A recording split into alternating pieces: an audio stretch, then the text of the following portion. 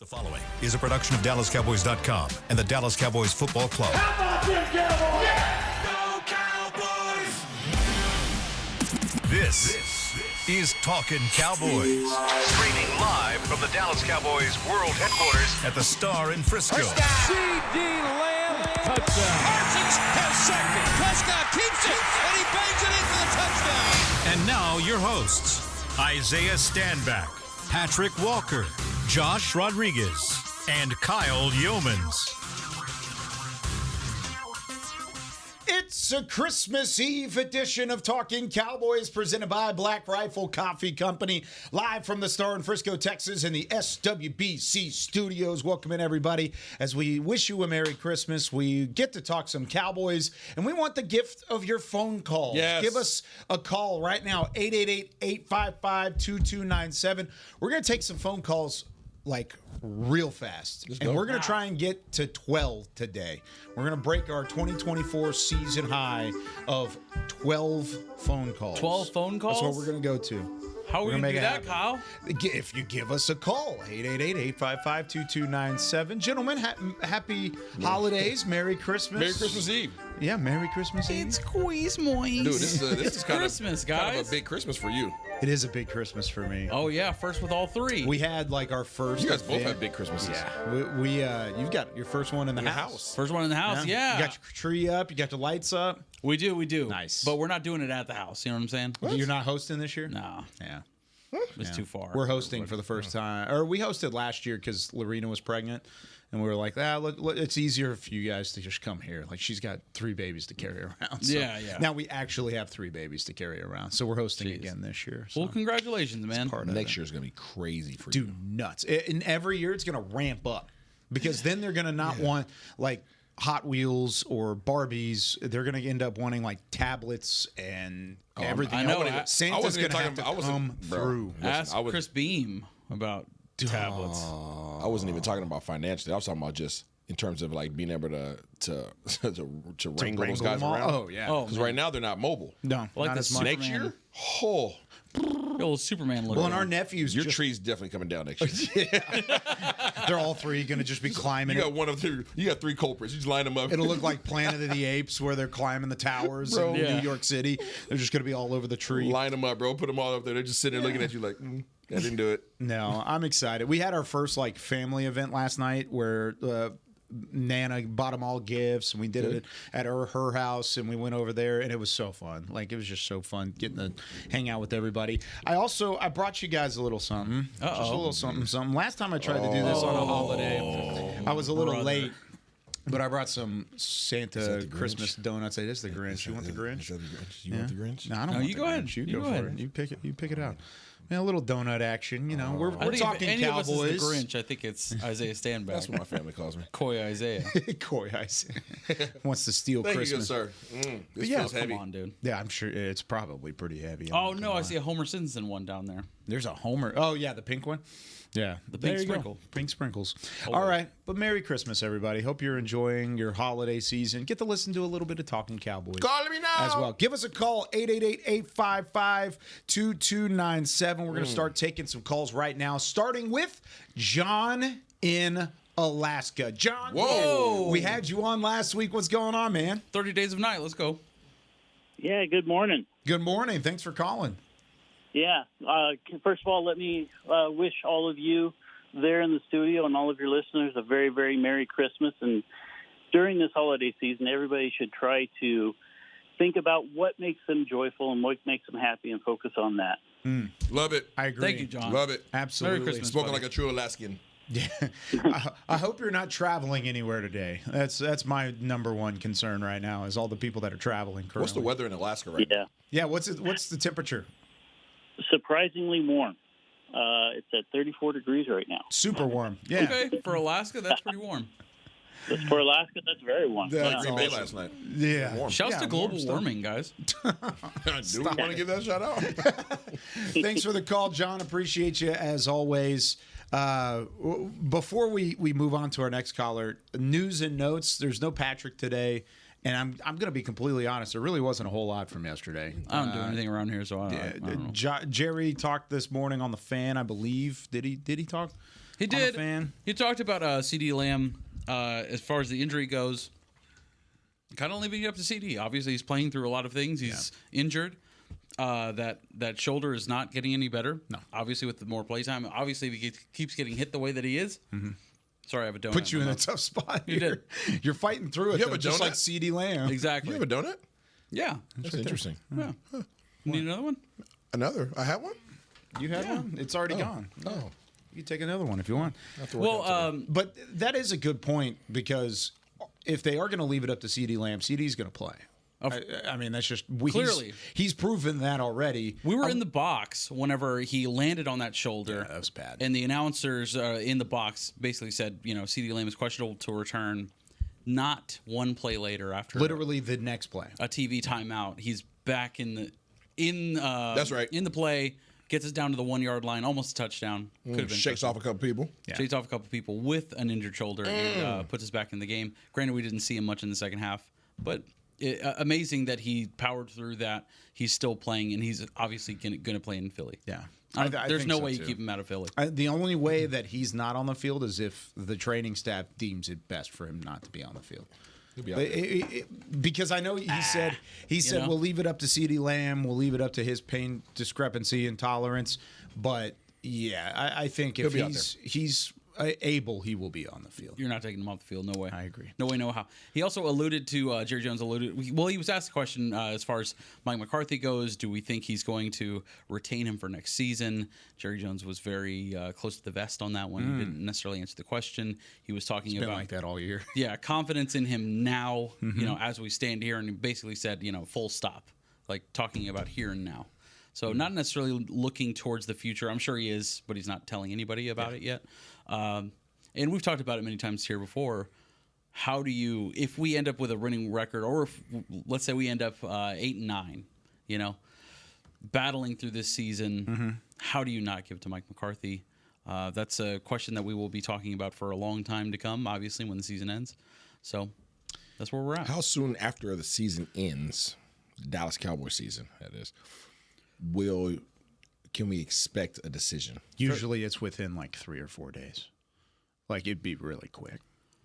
So the final game of the year is either the 4th or the 5th of January. Of course, the NFL has that last week as TBD, and then they slot them all into place at the end of the time. I would expect something either that Monday or Tuesday, the 6th or the 7th.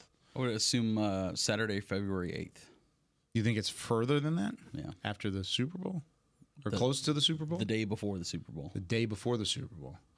To hire a coach or to No. To make the To announcement make on the announcement. what he's doing. Oh, I think it's going to be way quicker than that. I think Even I'm just going based off of Jason Garrett. Yeah. Same sort of deal. Contract ran out. They did not renew him. You knew within the next 2 days after the season was over. So they don't wait on the coach very long. No. Then you go on the search and you start finding who your next coach is, or you extend them, and then all of a sudden you've got that conversation moving forward too. So I don't think it would take very long. I think it'd be literally the day or two after the season comes to a close. How soon could you sign Micah? That might be a little further. That would be further out. New league year is March 15th. Okay.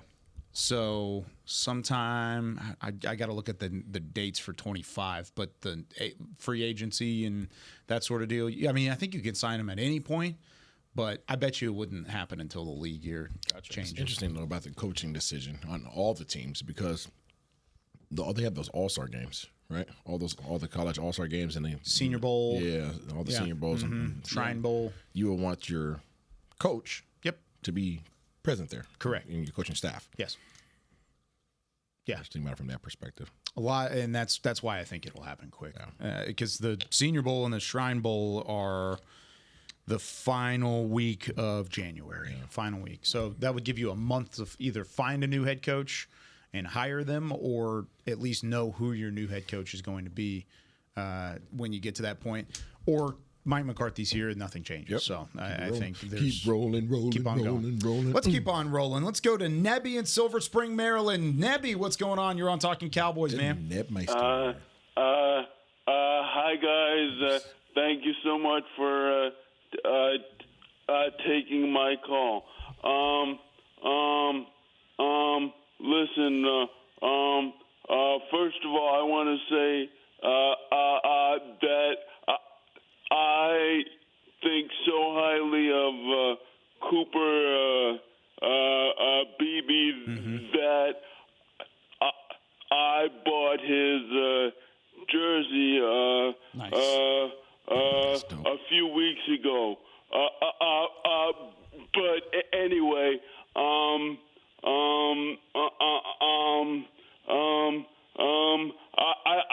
I just want to say that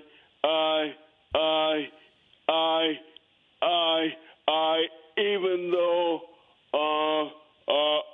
we obviously won't be going to the playoffs, and therefore, of course, will not win the Super Bowl this year.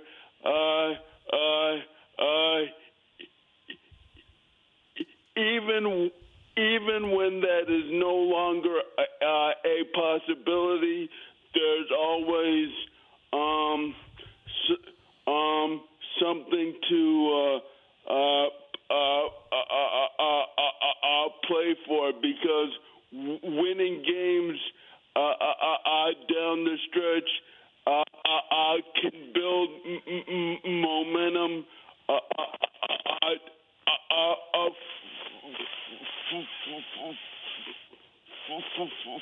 for next year. So I'm hoping that we win these last two games. I have a winning season, and go into the offseason strongly. Oh, and also, before I go, I just want to say that with all due respect to Mike Zimmer, I'm hoping that Al Harris will be our defensive coordinator next year, next season. Take care. Thanks for being patient with me, and have a great week. Bye. Good to hear from you, Neb. There we go. Nebby. Nebby knows ball. Of course. Always does. Now, I agree with him on one take so far, and I disagree with him on the other two. I disagree with you my. Never disagree with the Nepster. I never do, really. Don't like you I said, disagree with the he knows ball, and it's an opinion. I get it. I love Al Harris, I really do. But Mike Zimmer's done enough to be your defensive coordinator next year. It's crazy how much the script has flipped in regards to Mike Zimmer. Oh yeah, how he's done this year with the injuries at the defense specifically. It's crazy to see him grow, and now the players are obviously buying into it. They're all bought in. I even it's crazy. Talking to some of the guys after the game, like you could see it. Like it may not have been there initially, and there might have been a learning curve, maybe a lot longer. And you could certainly give them criticism for how long it took for these guys to pick that up. That's fair. But the way that they're playing now gives me kind of like the first point where I agree with Nebby. I want to win these last two games. I want to build momentum going into 2025, because if you win these last two games and you're not at 9-8, you could be considered one of the best, if not the best defense in football in the back half of the season. There's a lot you can go build off of from there, including with your defensive coordinator. You don't want to win the last two games? No, you definitely want to win the last two games. I'm just not convinced wholly, that I'm ready to rock with Zimmer yet. And I don't know what it would really take to make me feel confident. What is holding you back? What I saw early, same system. I don't know if it was guys not executing, or I don't know what you really. I have to go back and look at it. I will have to go back and look at it. In talking to the guys, that's what they say. They say it was a lack of execution, not necessarily a lack of scheme or preparation. And like you said about Chauncey Golston when you guys interviewed him for pregame live on DallasCowboys.com, he was talking about early in the season where when they would make a mistake, it's like, okay, what would Dan Quinn have us do basically in this situation versus buying into the new scheme that they've learned. What would Zimmer do? What would Zimmer do? Yeah. It is. It's a little bit different. WWZD. What would Zim What would Zim do? Yeah. It's obviously he has done a good enough job to at least raise the question. right? Yeah. Before it was not a question. Absolutely. Before it was like, oh, okie dokie, who's next? Now you at least have to go back and look at his body of work. Yeah. And I think they have done amazing these last 4 games, whatever it's been, 5 games since Micah's come back. But again, you have to look at it and say, okay, is that because Micah's back and everybody else is able to do what they do? What if Micah is, lo and behold, God forbid, Micah's hurt? Do you get the same productivity out of this entire defense? Probably not. Right? So it's not good. Which, you know what I'm saying? See, but you could say the same thing about any other defense that has a high-end talent. The Cleveland Browns defense without Myles Garrett is completely different. The San Francisco defense without Nick Bosa is completely different. The Chargers defense without Khalil Mack or Joey Bosa is completely different. This is not even close. But so I'm saying, how much weight are you putting on that one individual? A lot, because he's one of the best, if not the best. I get it. I mean, but he's still second in defensive player of the year voting 3 years in a row. With the understanding that players get injured and things happen, right? Sure. Contracts happen. Yes. Players leave. You have to still have a system in place that is effective enough to give you an opportunity to win ball games, and that system was not. It was not in place. It was here. not in place. Not early. That's what I'm saying. It's there now. Because of that, you have to. You can't just say, yeah, things are running hot right now. You got to roll with it. You have to now go back and look at it and say, what was different? Was it execution? Was it just that we were just getting Tostitos? Right? You have to go and really look at it and say, okay, what was the major difference? And when you can't, I don't believe that you can feel secure enough with somebody making that decision by saying, oh, yeah, once he's in place, we're good. Because that's not a system. That is sure. One person impacting way too much of the game. And to kind of piggyback off what you're saying, if that happens, you bring Mike Zimmer back and you lose Al Harris, I think you're going to get that either way. I think you are going to get a step back in play because the secondary has been, at least for me, consistent all the way through the year. Yep. Sure. And I can't foresee them returning. I would love to have Superman and Batman on my team. But if it's only Batman, then there's only so much you can do about it. Right. I agree. I think Al Harris leaving would be a step back, but I'm not going to take away any credit from what Mike Zimmer has done because you're talking about self-scouting and going inward and changing some of the problems that happened early in the year and how that's needed. I think they've already done that because, yes, Micah returns, and that adds a huge element to this defense. Jordan Lewis said it on Sunday after the game. He said, well, yeah, we've been pretty good since Micah got back. I don't know if that was the whole game plan, but he is a monster. You can't. And he's been playing incredible football. I'm not disagreeing with that. But when I look at somebody's system, I believe that the system has to be effective regardless if your number one star player is in there or not. Sure. Unless we're talking about the quarterback position, which is major. Right? So that's what I'm talking about, especially when we talk about defense, right? Defense, it is a holistic thing. You're not relying on one person to be just your impact guy. You need multiple guys doing their thing. Now, he's had to battle through, talking about Zimmer, that is, he's had to deal with a tremendous amount of injuries, and that's unfortunate. But again, this defense before Micah, defense after Micah, 2 completely different defenses. Yeah. Is the system sound enough to work regardless of if Micah's there or not? That's my question. He's the only All-Pro on that defense that has had that big of an impact when he wasn't around. I mean, you just won a game without Trayvon Diggs. You've won multiple games without DeMarcus Lawrence. You've won multiple games now without DeMarvion Overshown.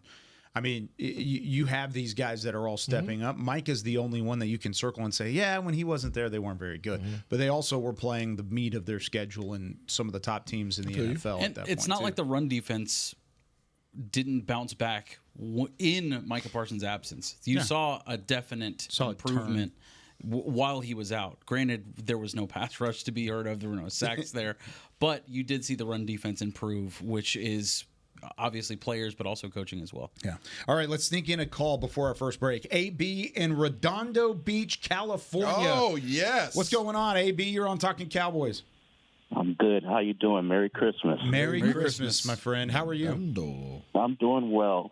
I'm kind of conflicted, though, because on one hand, I'm happy that the Cowboys are winning, but on the other hand, I hope it's not going to save McCarthy as far as coach. I'm not sold on him winning. I mean, his offense and stuff long term, I'm not sold on it. And,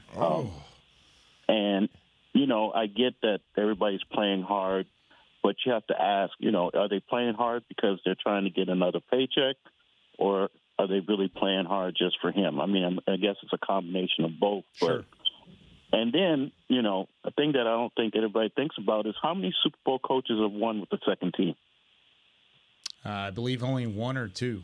I think it's very few. Exactly. Yeah. And we tried it with Parcells. We're trying it with him, and it hasn't worked out. I think they need to go something fresh, something new, something more innovative than what he's bringing out right now. I appreciate the call. You are not wrong in your opinion. You can't be wrong in your opinion. And you're also not alone there either. There's a lot of Cowboys fans that are split because of this. I think we're starting to see more of a 50-50 split. I don't know if it's there yet, but 5 weeks ago, it was not very 50-50 as to what was going to happen with the coach moving forward. It was very clear 5 weeks ago. Yeah. What were you going to add there? Not so much. I think people have been spoiled. I truly think people have been spoiled by 12-win seasons.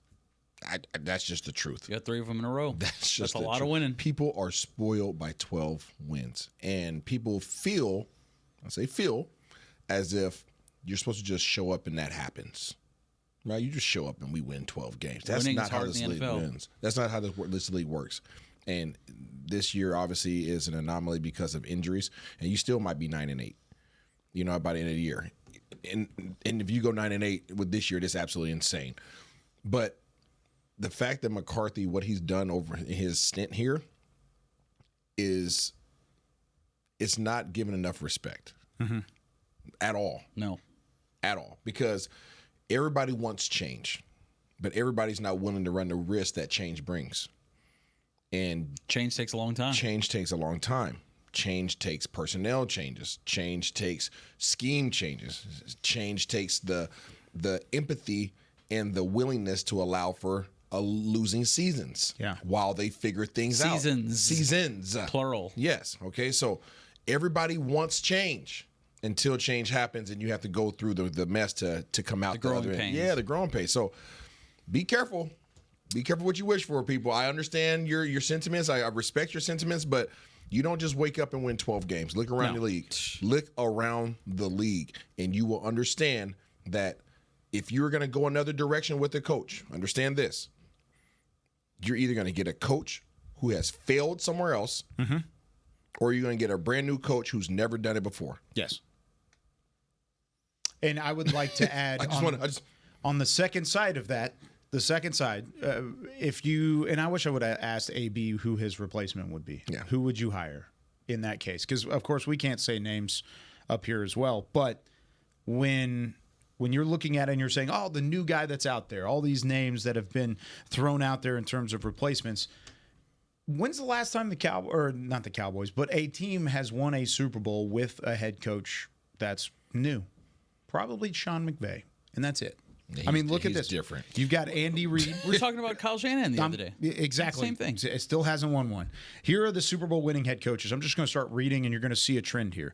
Andy Reid, of course, he's won a couple of them. Sean McVay, we just mentioned him. Bruce Arians, Bill Belichick, Doug Peterson, Gary Kubiak, Pete Carroll, John Harbaugh, Tom Coughlin. Harbaugh would be considered a new coach back in that time. That was back in 2013.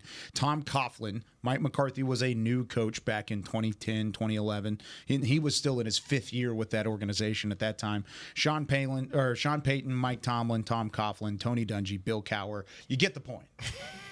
You get the point. It doesn't just happen overnight. Coaches? Yeah, and these are all guys that have either won Super Bowls or had multiple Super Bowls or had Hall of Fame caliber quarterbacks, and I don't know. I don't think you can look at what Mike McCarthy has done here and just shoo it away. Of course for not. Nothing.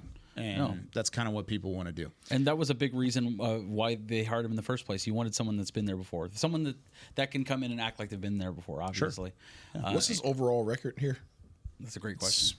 Pretty wild. I just want to paint that picture. 12-5, 12-5, 12-5. He was 7-9 in the first year. It was crazy. And then this is COVID year, and then he's one game under 500 here. He's 7-8. 174 out of 110.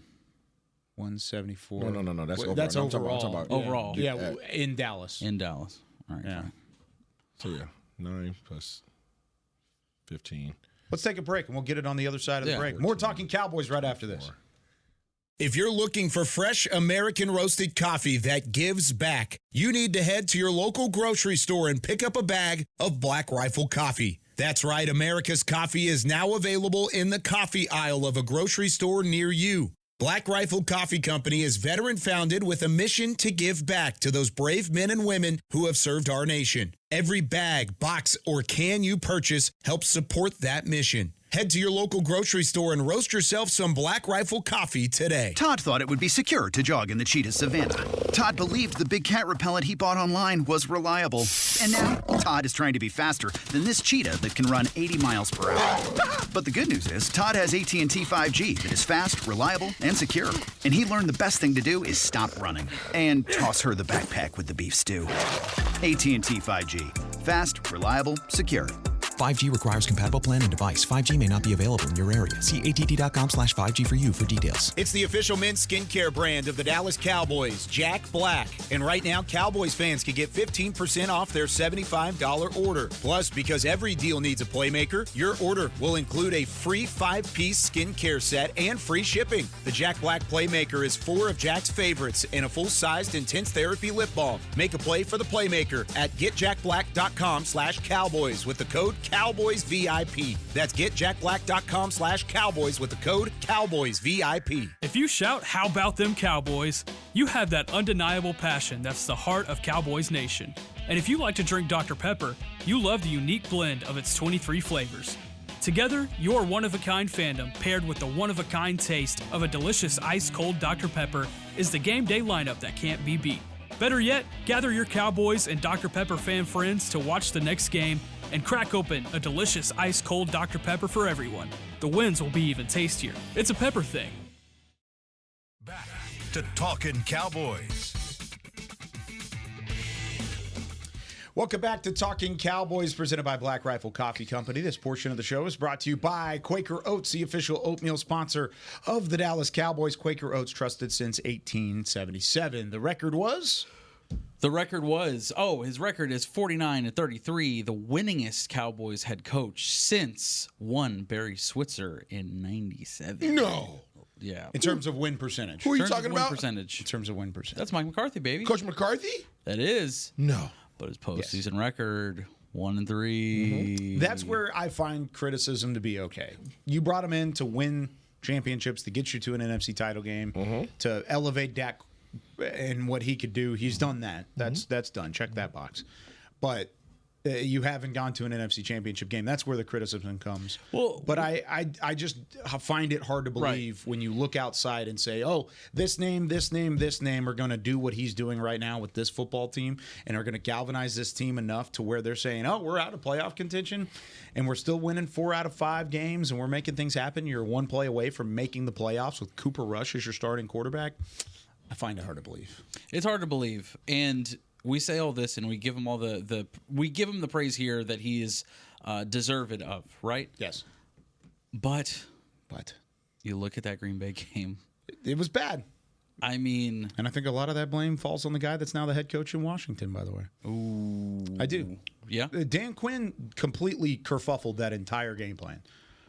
Because he was trying to hide Stephon Gilmore, plain and simple. Stephon Gilmore was hurt, no options. And they said, you know what? We trust zone. a one-armed Stephon Gilmore to play in zone coverage instead of man like they had played 80% of the time last year. They decided to go to zone against a team that does nothing but run the ball effectively and then throw the ball over the middle of the field with Jordan Love. No, that was a stupid game plan, and that's what happened in Green Bay. I don't put all that on Mike McCarthy. I put a lot of that on Dan Quinn. I disagree. It wasn't good either. I'm not putting it all on Mike McCarthy. Okay. I'm putting a lot of it on Dan Quinn, too. It's a solid 50-50. They shook team hands effort. and said, yeah, team effort. We're going to go get our butts kicked in the wild card round. That's what happened. It's plain and simple. It's just, to me, that game was such a...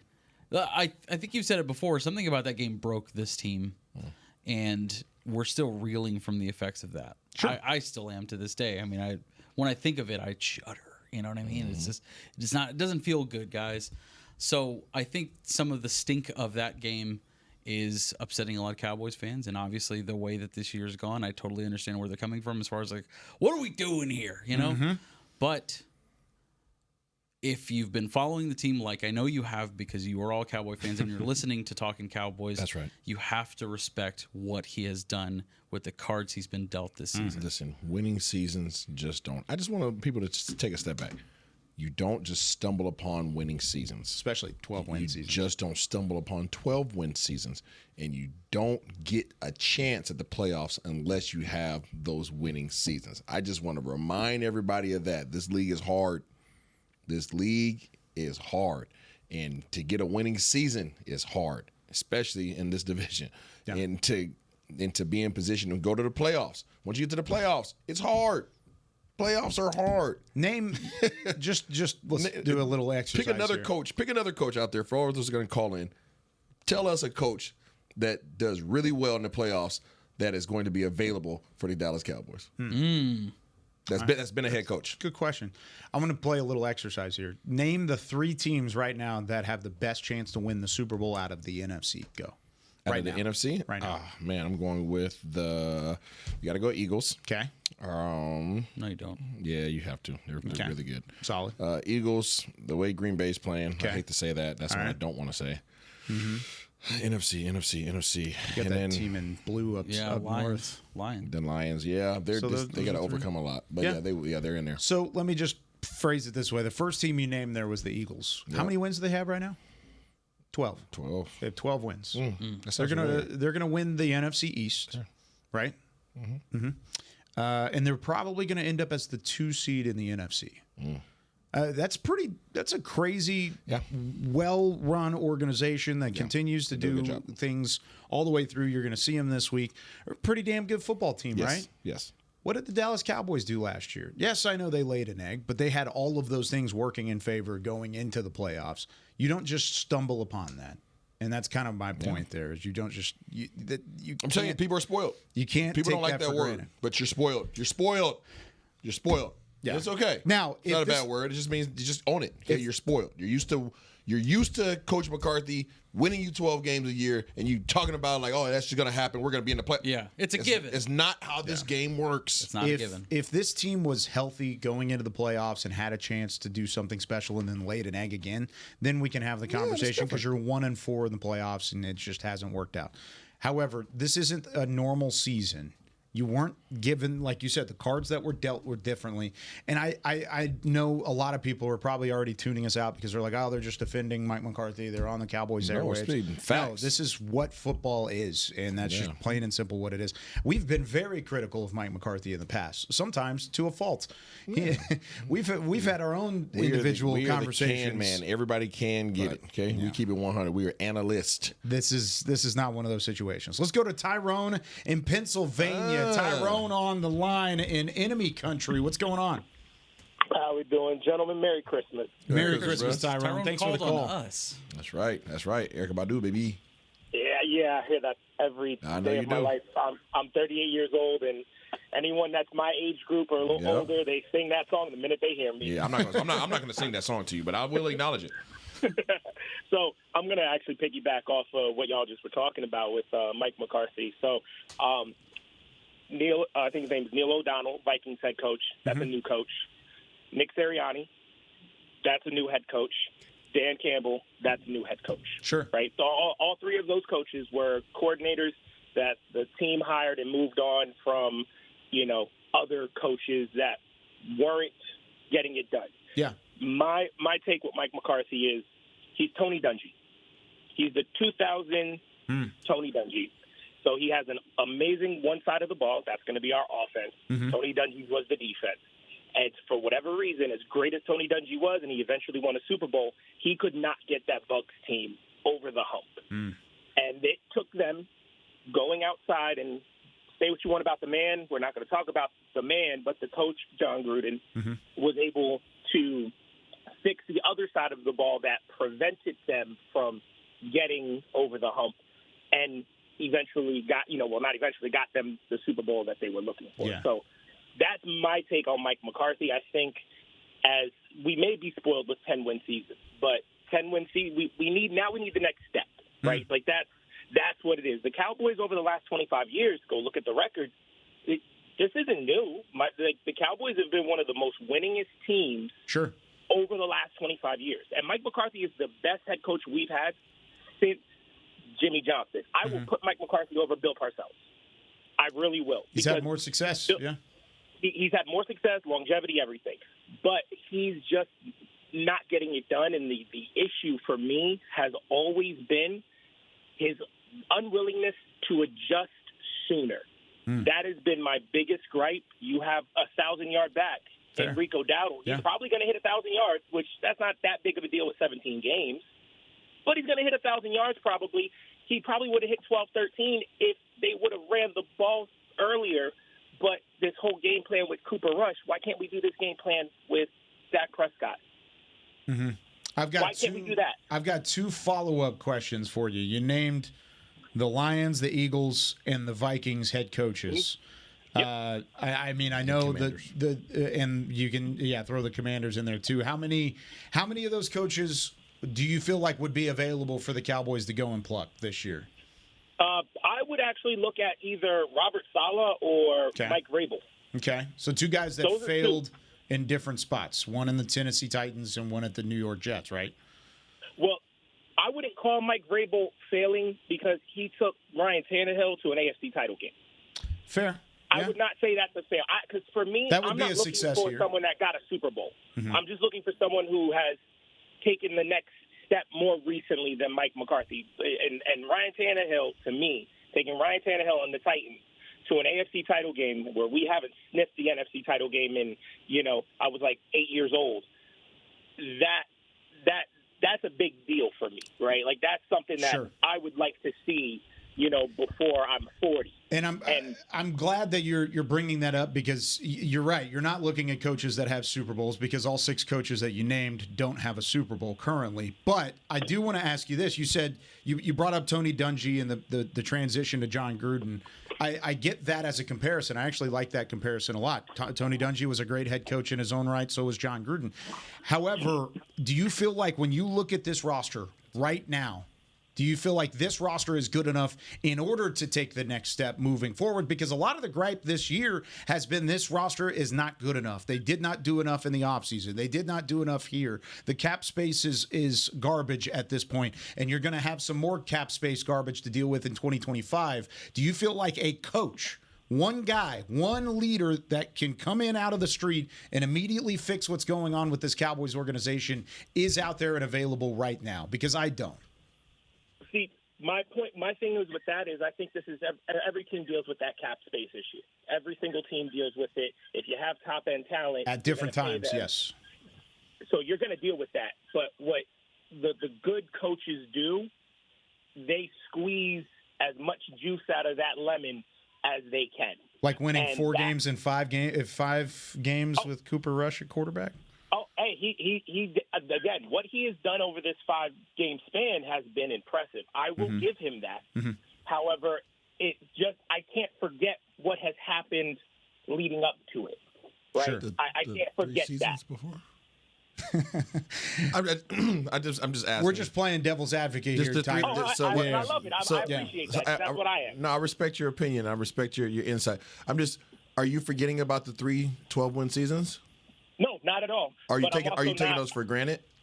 No, I'm not taking them for granted. But at the same time, Jason Garrett had a couple of those. Wade Phillips had.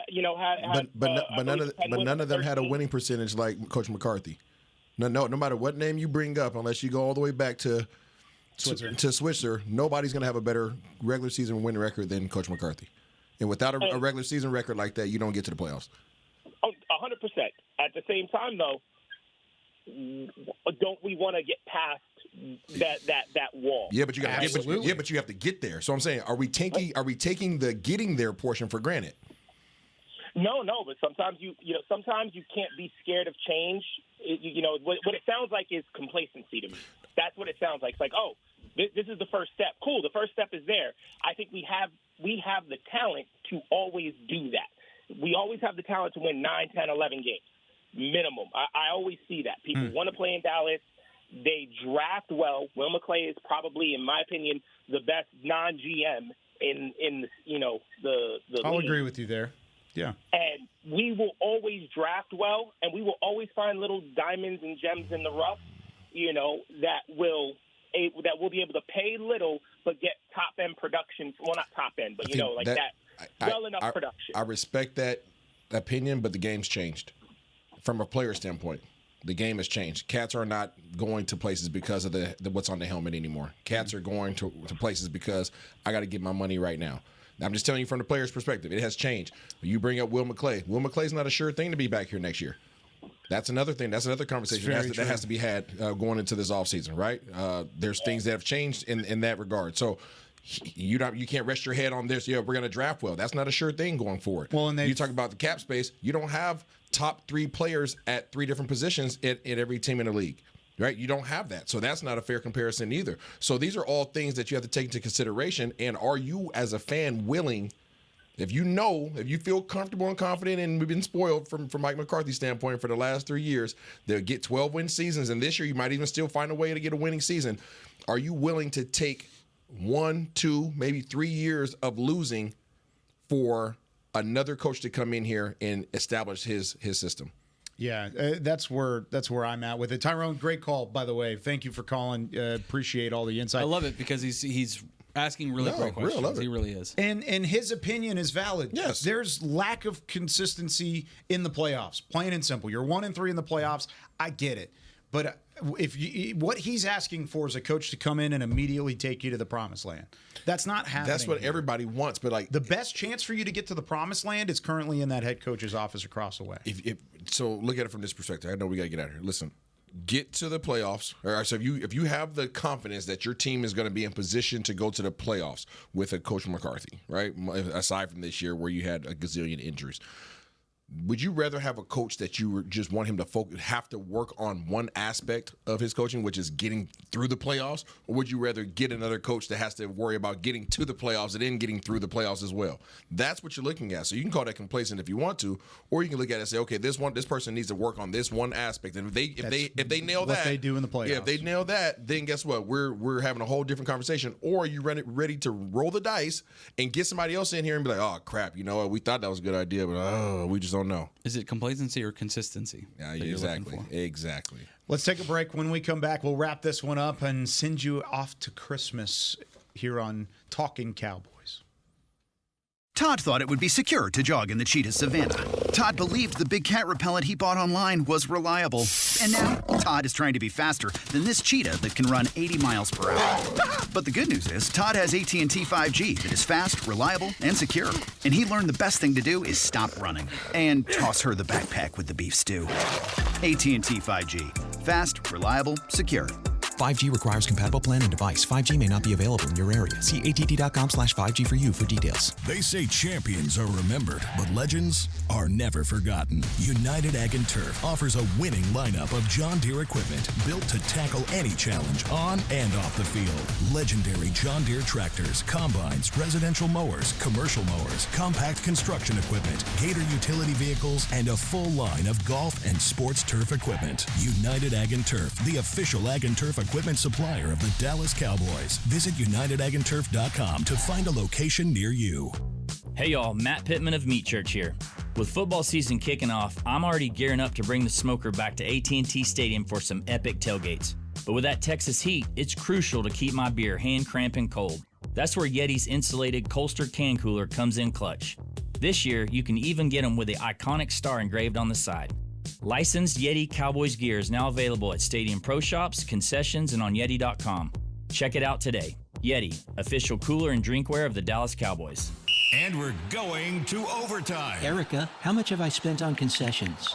For questions about their money, Dallas Cowboys fans can turn to Erica, the virtual financial assistant in the Bank of America mobile banking app. Learn more at bankofamerica.com/Erica by your side. Bank of America, official bank of the Dallas Cowboys. Erica responses may vary. Digital tools featured require downloading the mobile banking app and may only be available on select mobile devices. Erica is a mobile feature only available in the English language. Your chat may be recorded and monitored for quality assurance. Message and data rates and additional terms may apply. Bank of America, N.A., member FDIC.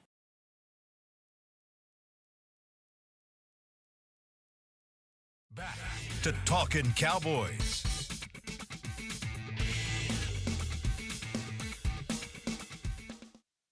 Talking Cowboys, this portion of the show is brought to you by Invisalign, the official smile of the Dallas Cowboys, with Josh Rodriguez, Isaiah Stanback. Hi. I'm Kyle Youmans. Chris Beam in the back. We've also got Josh in Chicago on the line. What's going on, Josh? Guys, what do you think? Hey, guys. How you doing? Great. How are you?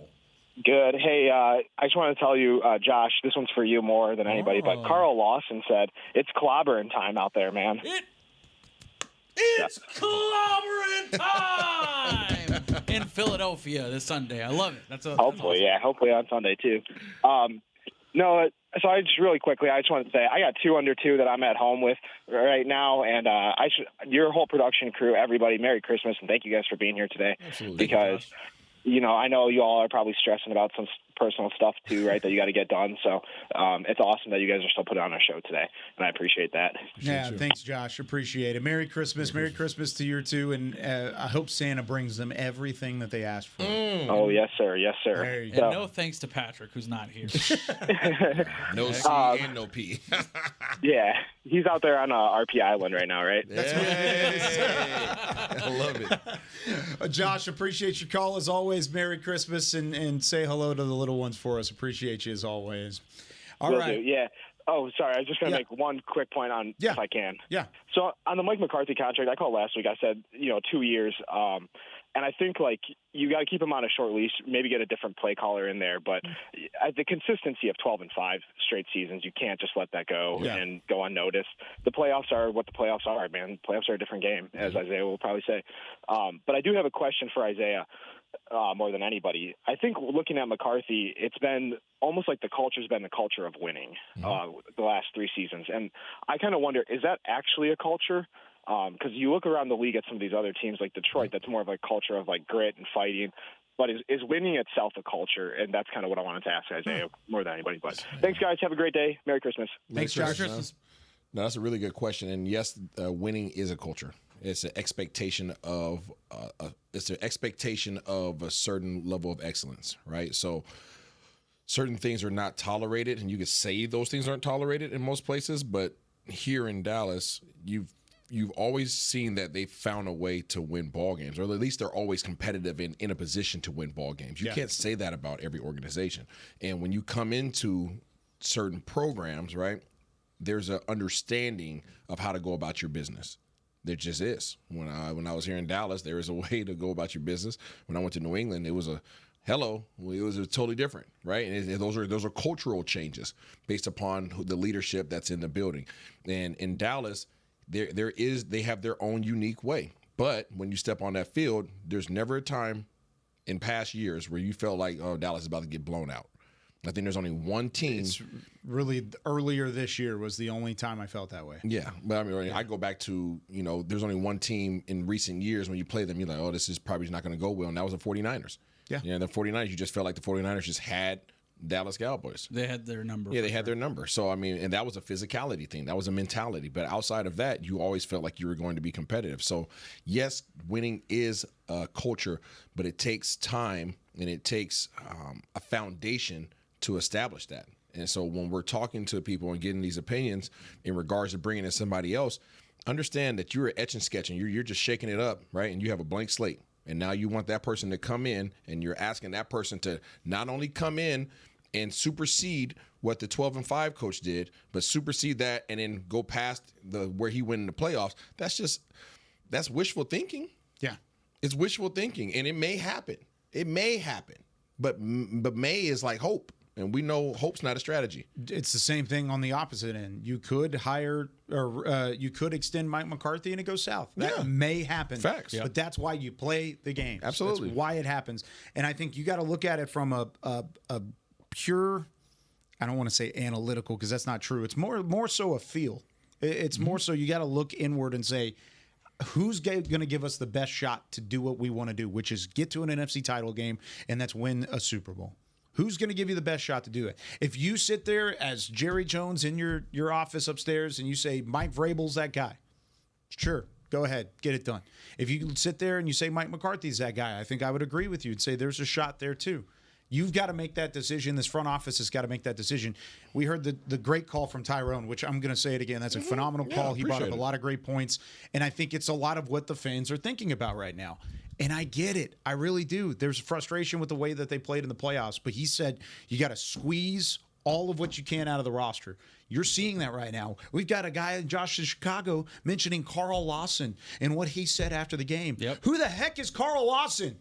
Before this season, nobody would have known who the heck Carl Lawson was. Now you do. Yeah. And he's one of the top guys in this pass rush. A lot of that has to do with the culture of winning and squeezing the rest out of that lemon like they're doing right now. And I get it. It's a draft and develop organization, and you get a lot of these guys. Plain and simple, they've whiffed on 2 drafts so far, back to back, and that's part of why you're having some problems. Wow. That's tough to That's say. a bold take, buddy. It's true. Whiffed completely, I think is tough. The one guy that we are, I would say 2 guys, and they're both linebackers. DeMarvin Overshone, who we won't see until 2026, and the other guy you feel pretty good about is Maris Leofau. Yep. And Cooper Beebe, I guess. Cooper Beebe up front. So maybe not whiffed, but let's say they like fouled one off a couple times. And they may have hit a seeing eye single up the middle. I would say the last 2 drafts have not been perfect, but I don't know who has had a perfect draft. I mean, it's other than the Cowboys in like 2020. This game of football, it's really tough. This game of football, it's tough. Is not a sure thing. No, it's just not, man. It's hard. It's hard, and I know from the fan standpoint, people get behind their brand and they rock with them and they have a level of expectation. But the crap's hard, man. Yep. It is really difficult, and it changes every year. And I guarantee you, if just case in point, the Lions, they make it to, of course, they're going to the playoffs. They don't get to the Super Bowl. They don't win the Super Bowl. They take a step back next year. Are the fans going to be upset? Are the fans going to be like... and there's going to be, because they're going to have a lot of change. Yeah. They're probably going to lose both of their coordinators. Probably. And so you'd expect the fans then to... Are they going to be positive about it? Like, all right, guys, we'll get them back. Or are they going to expect, because they've been spoiled from this year, like... Well, we got to go right back to the Super Bowl, right? Yeah. No. We got to go right back to it. No. They're happy to be there. They are most likely going to lose both of their coordinators. There's going to be a ton of change there, just like there's change. Because they're going to be highly sought after. They're going to be highly sought after. Both of their coordinators stayed last year. Mm-hmm. They're not staying again. Didn't Philly lose both of their coordinators last year? Yeah. They're still winning the games. Anyways, let's continue. We'll talk again on Thursday. Merry Christmas, everybody. Have some fun over the next couple days. Happy holidays for all those who celebrate as well. We love you all. Thank you for calling in. Thank you for all the support throughout the season here on Talkin Cowboys, and we will talk to you again Thursday. We're going to do a show and tell with Josh's Oculus and his brand new headset. I'll bring all of my gifts from Santa. Everybody meet at Josh's house. All right. For Josh Rodriguez, Isaiah Stanback, Chris Beam in the back, I'm Kyle Youmans saying so long. We'll see you on Thursday. Merry Christmas, Cowboys Nation. This has been a production of DallasCowboys.com and the Dallas Cowboys Football Club. How about this, Cowboys?